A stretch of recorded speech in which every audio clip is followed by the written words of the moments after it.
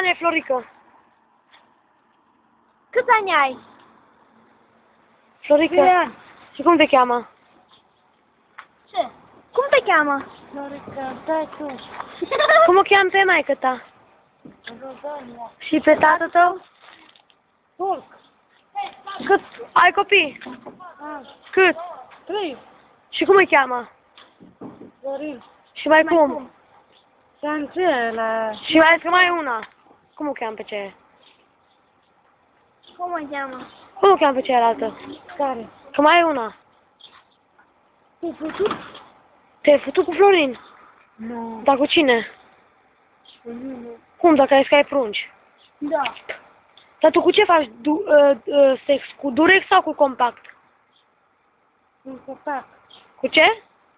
Un copac de la pom. Da? Ce? Un copac de la pom. Auzi, tot unde te-ai născut? Unde? Știi că Și am unde stai? Unde stai, mu? eu? Da. Tu, da. Serios? Și tot mi-așa? Aici. Dar tu cu ce faci sex? Cu un copac? Un copac. Da? Uai, de unde e brânzaca cea e bună? Ce frumoasă ești. Nu frumoasă. Și de ce te îmbraci așa? Ca așa Așa sexy. de iarnă. Da, așa sexy. Doamne. Săruna. De ce te sărân? De ce te îmbraci? te îmbraci așa sexy? Nu-mi place sex. Da? Ce? Dar cu Ce-ți place? Ce-ți place? Cu cine faci sex?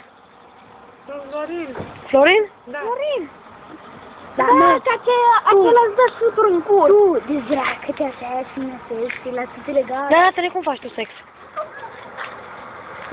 Cum faci tu sex? Așa.